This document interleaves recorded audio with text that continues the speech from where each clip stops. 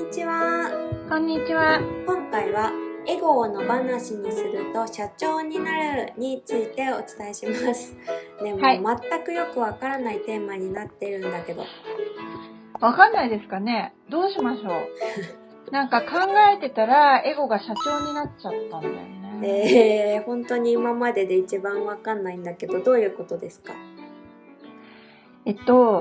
ほんのちょっとした超些細なこと一つとっても、その際1ミクロンの隙間にエゴは入り込んで我が物顔になるよって、よく思うんですね。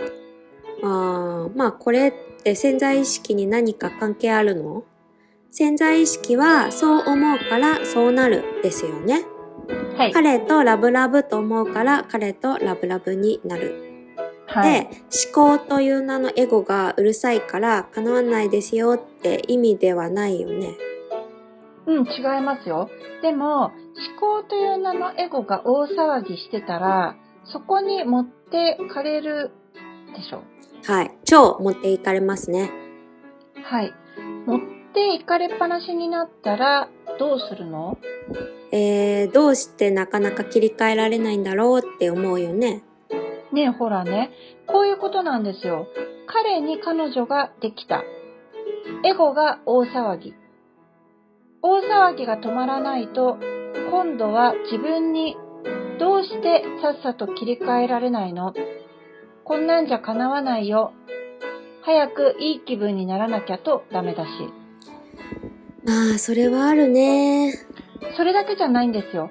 早くいい気分にならなきゃとダメだし、した後に、いい気分になれなかったら、どうしてそんなこともできないのとさらにダメだし。これ何してるかわかりますかね？思考しまくってるよね。はい。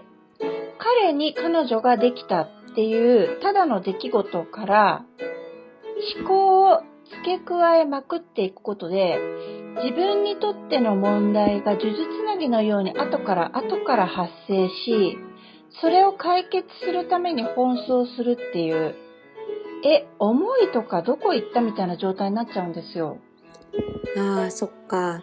なかなか切り替えられずに落ち込んだままだったら、落ち込んだ時の対策を考え始めて、いい気分になれなかったと思えば、いい気分でいられる方法を探し始めるみたいな感じだね。そうですね。問題を作ったら解決したくなるでしょう。そうやってると、そもそも彼とラブラブな私でいりゃいいだけの話なのに、そんなの消え去っちゃって、できない自分、うまくいかない自分の原因探しを始めて、その解決方法にトライする。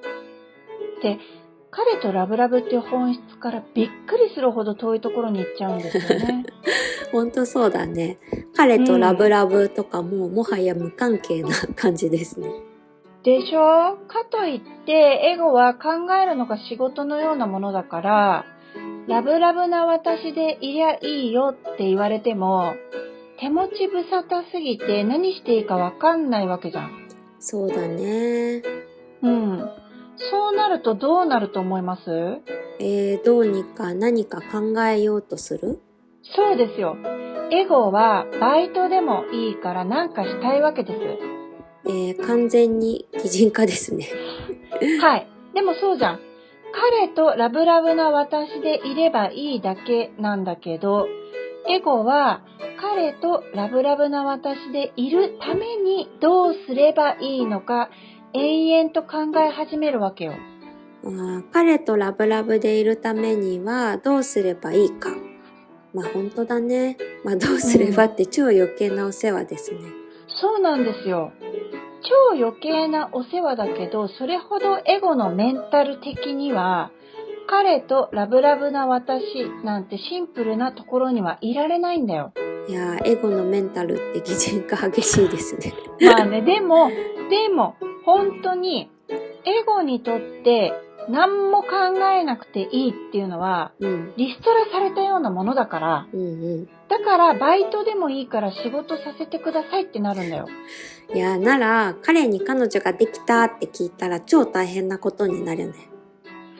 超大変すぎますよ。エゴにとっては大騒ぎポイント到来って感じなんですね。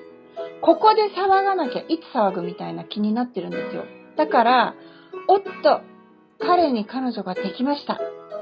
これは大変な事態でございます。って畳みかけてくるんですね。いやー、めんどくさいですね。めんどくさいから構うなって言ってるのに、これは由々しき事態ですってエゴが大げさに騒ぐから、思わず聞いちゃうわけですよ。思わず聞いちゃったら最後だね。彼女ができたってことは残念ながらもう無理っすよ。彼女ができたってことはこの先すぐ一緒に住んじゃうかもね。彼女ができたってことはこの先すぐ結婚しちゃうかもね。彼女ができたってことはあなた用なしよ。でそれはもう止められないぐらい大暴走を始めるわけですよ。いやー、まさにそうなるよね、ひどい時って。バイトで入ったのに大声は社長以上です。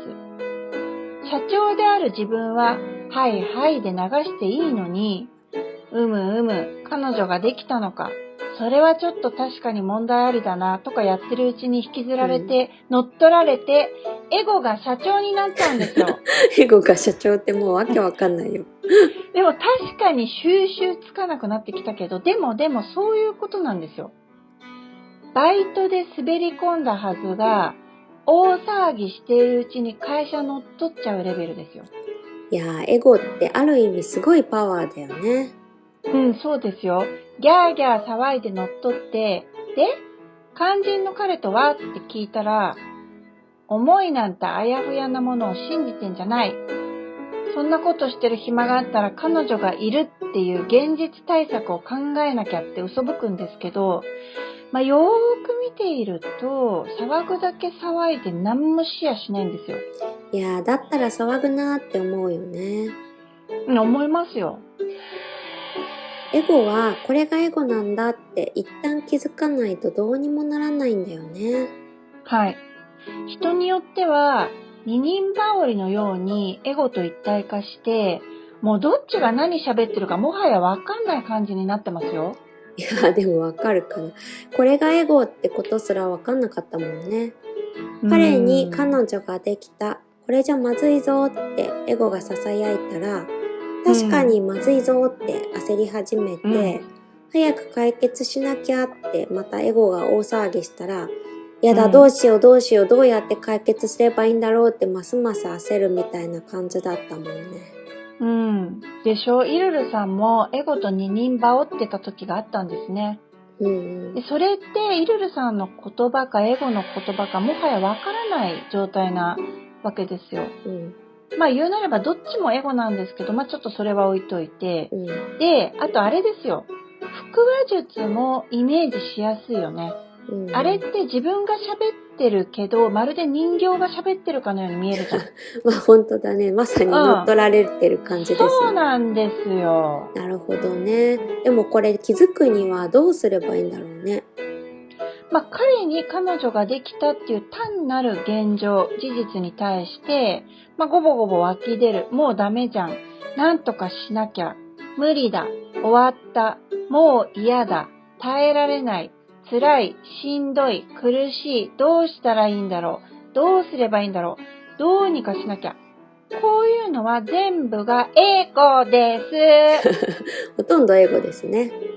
そうですよ。明らかにズドンと重い感じがするときあるじゃないですか。あれは完全にエゴに憑依されています。今回の言い方で言えば、エゴが会社を乗っ取って社長になっている状態です。いや、乗っ取られるのは嫌だよね。はい。だから一旦まずは事実や出来事とそこから派生する思考や感情を切り離すんですよ。それが気づく第一歩ですね。でも気づいてもまたすぐ一体化しちゃう時もあるよね。はい。でも、それでもただ気づくだけ、もう根気よくやるしかないんですよね、こればかりは。そうだよね。乗っ取って社長になった割には、結論はなくて、ただただ騒ぐだけってほんとしょうもないよね。そうですよ。自分という経営の一大危機ですよ。自分という経営の危機。まあでも本当に乗っ取られたら何の解決もしないんだから倒産して終わっちゃうよね。そうですよ。まあとにかくエゴをここまで擬人化してでも伝えたかったのは、マジ構うなってこと。この一言です。いやーでも本当だよね。まず気づくこと。で、気づいたら、ただ傍観するかスルー。まあ無理なら、それとは関係なくと、まあ一旦切り離す。まあポイ捨てする。エゴに構わない方法は、まあご自分なりに合ったものがあるはずなんで、まあ何でもいいんですけど、まあとにかく構わないこと。ここが肝心ですね。